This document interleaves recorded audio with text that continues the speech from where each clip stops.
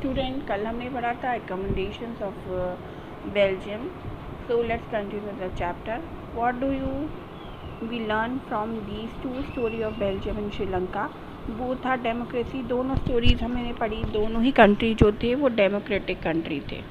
Okay तो दोनों ही कंट्री का हमने देखा कि वहाँ पे किस तरीके से जो डिवीज़न था वो था. Both are yet they deal with the question of power sharing differently. पर दोनों ही कंट्री ने पावर शेयरिंग को अलग अलग तरीके से डील किया. In Belgium the leader have realise that the unity of the country is possible only for respecting the feeling and interest of different communities और रीजन. बेल्जियम में क्या हुआ, बेल्जियम में जो गवर्नमेंट थी उसने ये रियलाइज़ किया कि सभी जो रिलीजन हैं, सभी जो लिंग्विस्टिक हैं, सबकी रिस्पेक्ट करनी ज़रूरी है. तभी हम कंट्री को एक कर सकते हैं, यूनाइट कर सकते हैं. Such a realization resulted in mutually acceptable arrangement for sharing power. और इस रियलाइजेशन का ये रिज़ल्ट हुआ कि सबने पावर शेयरिंग को एक्सेप्ट किया. Sri Lanka show us a contrasting example. Sri Lanka ने बिल्कुल इसका उल्टा एग्जाम्पल दिया है. It show us that if a majority community want to force its democracies dominance over other and refuse to share power, it can undermine the unity of the country. उसके example से ये show होता है कि अगर किसी country में जो मेजॉरिटी कम्युनिटी है वो फोर्सली डोमिनेट करे माइनॉरिटी को और उनको पावर शेयरिंग करने से रिफ्यूज़ कर दे, तो उससे कंट्री की जो यूनिटी है वो अंडरमाइन हो जाती है, वो खतरे में पड़ जाती है. Why power sharing is desirable. तो क्वेश्चन जो आपका चैप्टर है पावर शेयरिंग, इन दोनों एग्जाम्पल से उसमें बहुत सारे पॉइंट क्लियर होते हैं कि पावर शेयरिंग क्यों ज़रूरी है.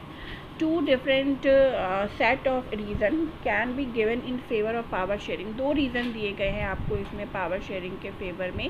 Firstly power sharing is good because it help to reduce the possibility of conflict between two social group. पहला जो हमने देखा, सोशल ग्रुप अलग अलग तरीके से दोनों कंट्री में बटा हुआ था. बेल्जियम में पावर शेयरिंग बहुत अच्छे से किया गया. तो पावर शेयरिंग हेल्प करता है दो सोशल ग्रुप के बीच के झगड़े को रोकने के लिए. Since social conflict often lead to violence and political instability, क्योंकि सोशल ग्रुप्स सोशल कॉन्फ्लिक्ट से किसी भी कंट्री में वायलेंस और पॉलिटिकल इंस्टेबिलिटी आती है. Power sharing is a good way to ensure the stability of political order. Power sharing एक बहुत अच्छा तरीका है किसी भी कंट्री में पॉलिटिकल स्टेबिलिटी को बनाए रखने के लिए. Imposing the will of majority community over other may look like an attractive option in the short run, but in the long run it undermines the unity of the nation. हमें ये लगता है कि मेजॉरिटी कम्युनिटी अगर जो minority community है उसके ऊपर हावी रहे तो ये अट्रैक्ट तो करती है कि हाँ कंट्री में जिसकी मेजॉरिटी है वही हो रहा है, लेकिन एक लंबी समय तक चलने वाली व्यवस्था नहीं होती है. इससे कंट्री की यूनिटी खतरे में पड़ जाती है. Tyranny of majority is not just opposition for the minority. तो मेजॉरिटी का जो है वो मिनॉरिटी को अपोज करने का नहीं होना चाहिए. It often bring ruin to the majority as well. अगर किसी भी कंट्री में झगड़ा होगा तो मेजॉरिटी मिनॉरिटी दोनों को ही र्यून करेगा.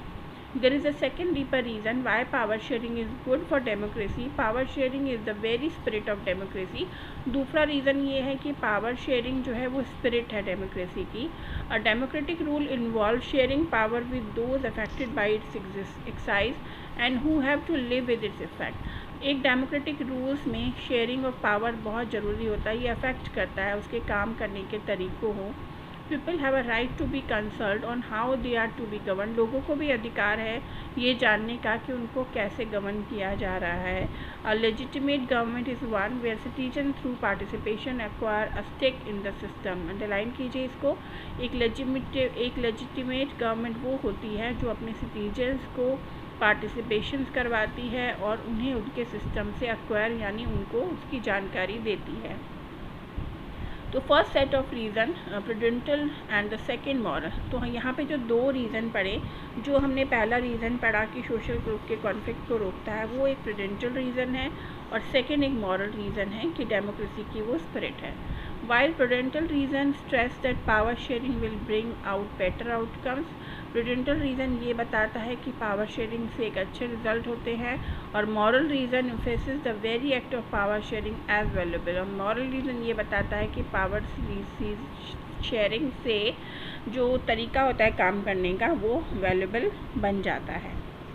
तो ये प्रूडेंटल यहाँ पे आप देखिएगा, यहाँ पे ग्लॉसरी में प्रूडेंटल का मीनिंग होता है बेस्ड ऑन प्रोड्यूस और and careful calculation of gain and losses. Prudential मतलब किसी भी चीज़ का अच्छे से कैलकुलेट करना कि क्या उससे फ़ायदा हो रहा है, क्या नुकसान हो रहा है।